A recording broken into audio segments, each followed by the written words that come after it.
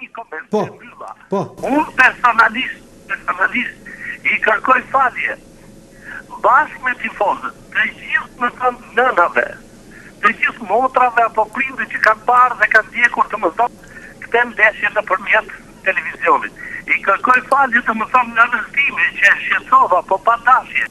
E të gjithë nënave, të gjithë tifozave, kudo qofshin të më thonë të Tiranës, sepse edhe ato kanë bajtë një qësim shumë të madh ku mu telefoni nuk më pushon dhe u shkarton në ditë për fund. Por fakti është kur unë kam dhënë një intervistë në Ora News, e kam dhënë para ditën e të nesmes dhe nuk e kam ditur që goditja, siç e dhanë pamje televizive në darkë, në asaj natë, që vin nga pjesa e tifozave në përleshje sipër si thuash me atë rrëmujtë të mërshme që ndodhet.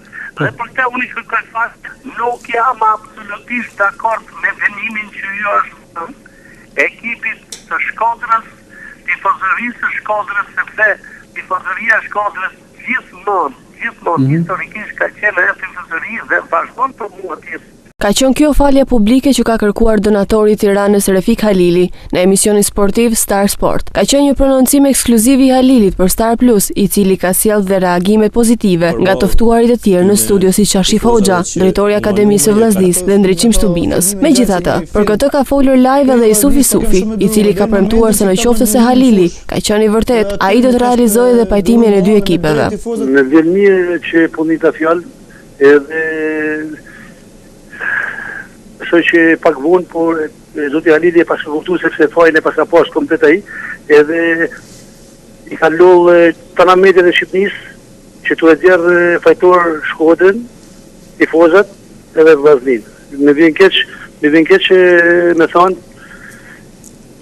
sepse është i thirr vonë, por vonë për me bën një mirë, një pajtim kuptimin e fjalës në futboll, nuk ka shkur. Unë do të bëj çmosin tifozat e Shkodrës zjarrt do t'i shoh në stadium. Edhe unë ju premtoj që pa tifoza as unë vetë nuk do shkoj në stadium.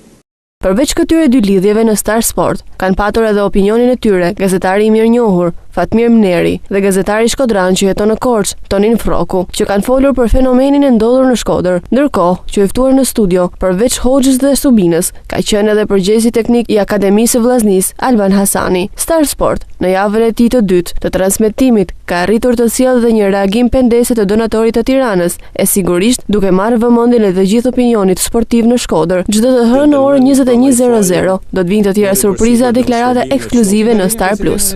Një prononcim live ka kërkuar ndjesë për gjithçka ka ndodhur në Shkodër, është prononcuar që